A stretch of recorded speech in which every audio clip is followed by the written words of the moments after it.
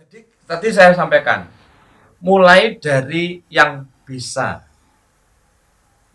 dulu, Iya, kemudian yang iya, sederhana, ya, kemudian yang tidak modal. Contoh, kalau di iya, rumah Pak Dr. Alvin yang ada 50 cm kali 1 meter, itu kan bisa untuk kangkung. Kalau sudah tidak ada lahannya karena sudah dicor, kan bisa pakai polybag. Kalau tanahnya sulit, ada teknologi yang terbaru, bisa pakai aquaponik. Nanti saya kirim hidroponik. videonya, pakai Betul. hidroponik. Jadi cukup kaleng, itu kasih air, kemudian ada botol aqua, dicantolkan sama kawat di pinggirnya, Oke. kita coblosi kecil-kecil, yang Iya, penting iya. air bisa masuk, atau kita kasih sumbu dengan karpet dan macam-macam, atau kapas dan macam-macam. Ini kangkung dibiarkan saja, syukur-syukur di bawahnya Pak Alvin ada hewan yang tahan itu Iya, iya. lele, dikasih 5 atau 10.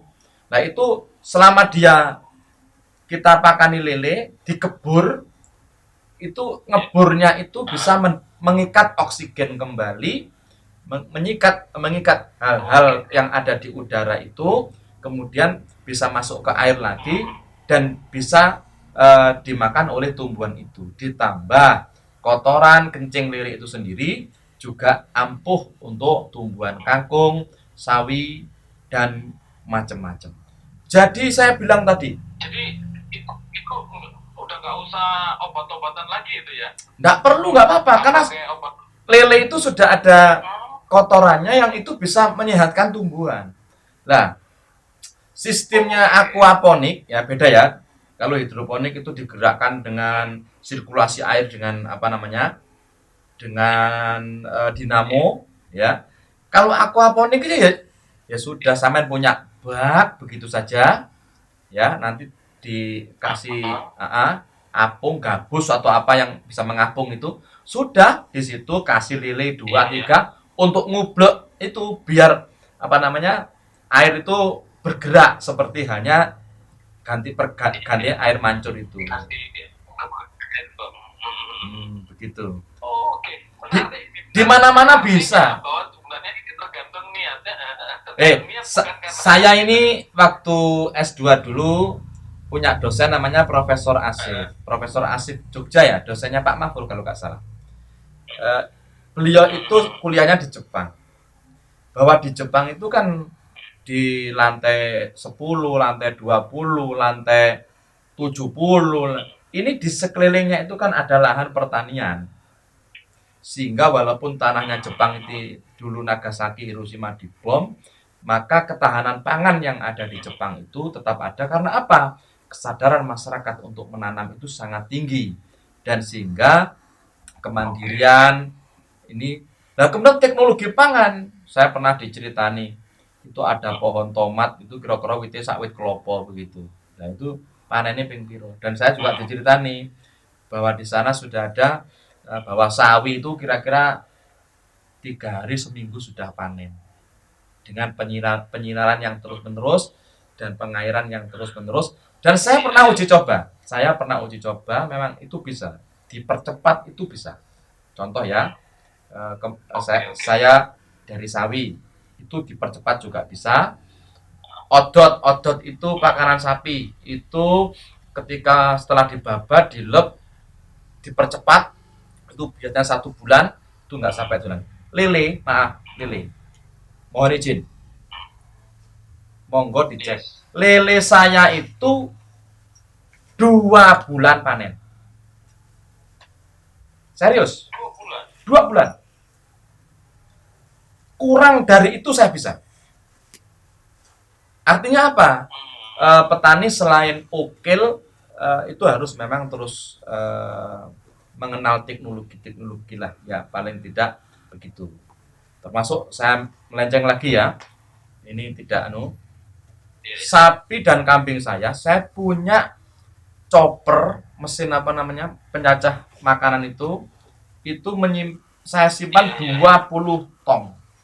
Jadi kalau 1 tong dimakankan sebelum diproses itu habis 1 hari, kalau sudah diproses itu bisa 4 hari. Bisa 4 hari. Monggo Pak Alvin besok ke rumah bisa saya tunjukkan.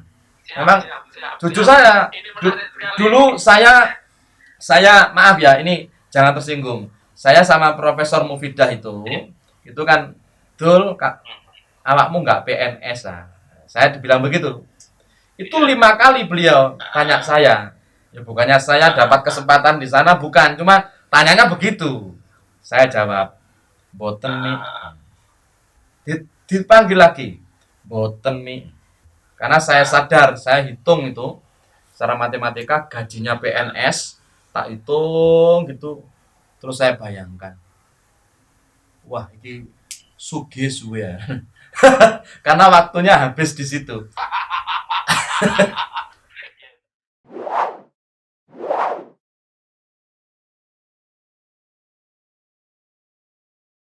Kita ini hidup kan butuh sosial, butuh budaya, butuh pendidikan, butuh politik, butuh negara, butuh teman, butuh tetangga, butuh Allah, butuh agama, dan butuh semuanya.